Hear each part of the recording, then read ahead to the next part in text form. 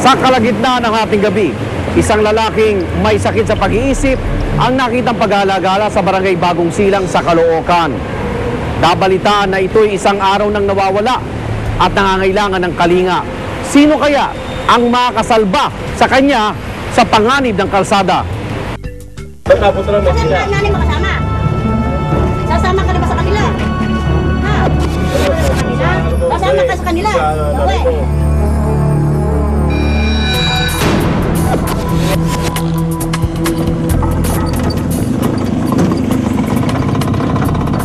Ako po si Domingo Hamon, tricycle driver. Galing po ako sa biyahe. Ako po ang nakakupulot ng batang nawawala. Natagpuan ko po siya sa restaurant ni Roldan.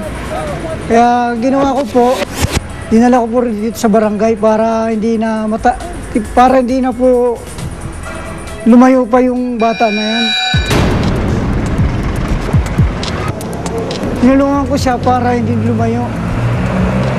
Para hindi matulad sa iba na kung sino man makakita ng ganyan tao, madali nilang matulungan.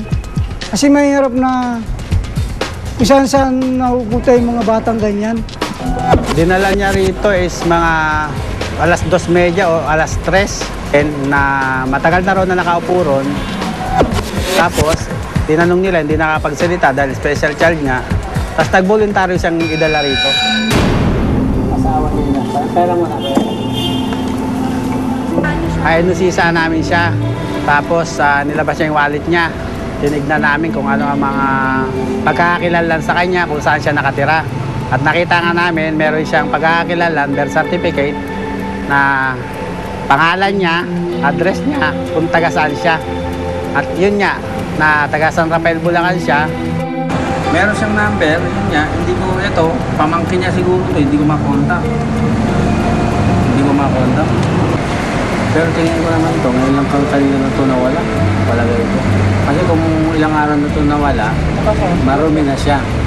Kasi hindi pa naman siya marumi, malinis pa naman siyang tignan. Oo. Naligaw lang ito. Malamang ito, hinahanap na ng pamilya rin.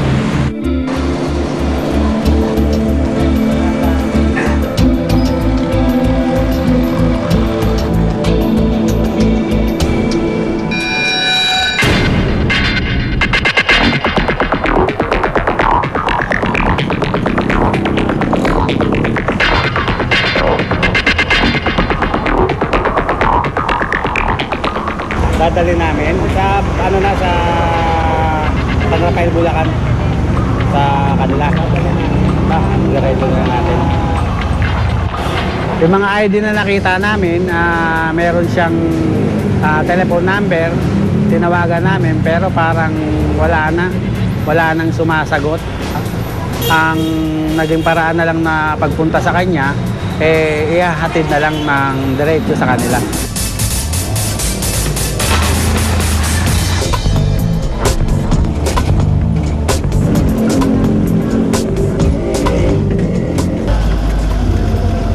Magtatanong lang, saan ba papuntang Sapang Palang?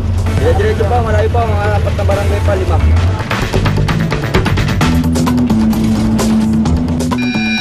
Nakuha po namin ito sa Caloocan eh. Saan po ba ang mga magulang nito, ate? Saan ang magulang niya? Saan po ang mga magulang nito? Eh kasi ina lang ang buhay niya. Ha? Yun lang ina, yung kami patay na. Ayun. Alam namin yan. Eh ang alam namin, asa Pulau. Ikaw nasama ka sa nanay mo. Eh, ba't napunta lang Manila yan? Ayaw ka naman sumagaw. Ba't napunta lang Kasi Manila? nanay makasama. Sasama ka na ba sa kanila? Ha? Doon ka na sa kanila? Sasama ka sa kanila? Bawi. Tara sa nanay mo sa doon. Hanap pa ng nanay mo. Sumama ka sa nanay mo. Kain ko. Sumama ka sa kanila. Araw-araw ka sa kain. Sumama sa inyo yan. Kaya ganun. Sumama na sila. Hindi. Pagpunta namin sa Pangpahalang, wala yung magulang. Kaya dumiretso kami sa Pulo, Barangay Pulo, San Rafael, Bulacan, dun sa tinitira ng magulang niya. Pagdating doon, wala yung magulang. Nasa kapilya. Inantay-antay na lang namin para makausap namin. Nakita ko siya kahapon ng tanghali. Na, ayun ang bihis niya. Sinabi ko lang doon po sa pinsan ko, nasa kaya pupunta yun? Nakabihis. Nakita ko po siya sumakay ng jeep. Tapos sumakay po siya ng bus papunta sa Baliban.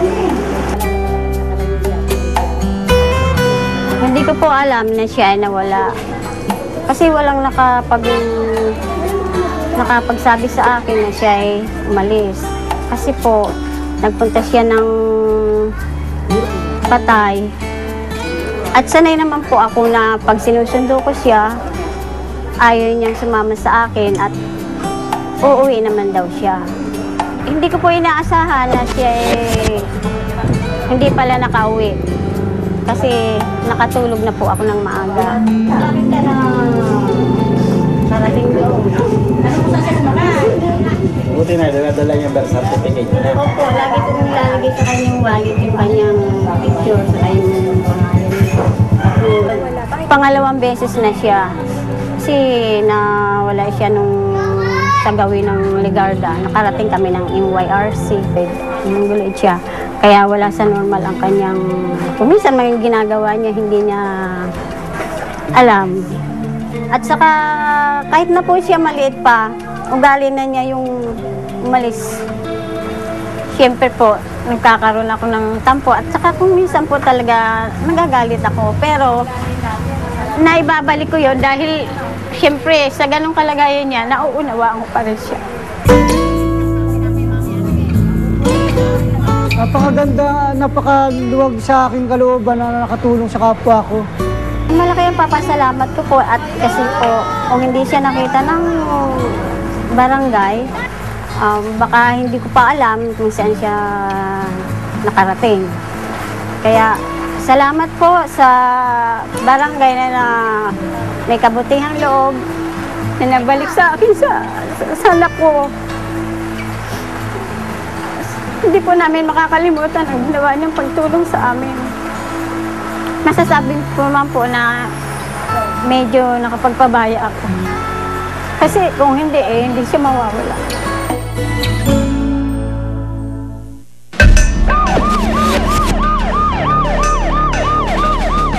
Tandaan natin, itong mga bata na ito, huwag natin turingin na abnormal sila. Huwag natin sabihin at i-label sila na, oops, itong mga batang ito, may special needs sila. No. Let us treat them as normal as can be. Huwag natin sabihin, ituturing natin na parang special silang bata. Kasi they don't like it as well. Ngunit hindi din natin pwede sabihin, normal ginagawa ng bata, gagawin din nila. Kasi alam natin hindi nila kaya. So as parents, we should guide them and be with them. Para sa mga magulang, dapat ang isang special child, kahit na paano, maglagay sila sa pitaka nila ng mapagkakakilanlan man lang o cellphone number o kung anong pa man na mapagkakakilanlan sa kanya, ID, cellphone number, telephone number, para kung sakasakali na mawala ang anak nila, meron silang mapagkakakilanlan at matatawagan agad. Maraming salamat mga igan sa inyong patuloy na pagsubaybay sa aming programa. Hanggang sa susunod na Webes, ako naman Arnold Gravio. Ito ang Rescue. Naniniwala kaming kahit sino pwedeng tumulong.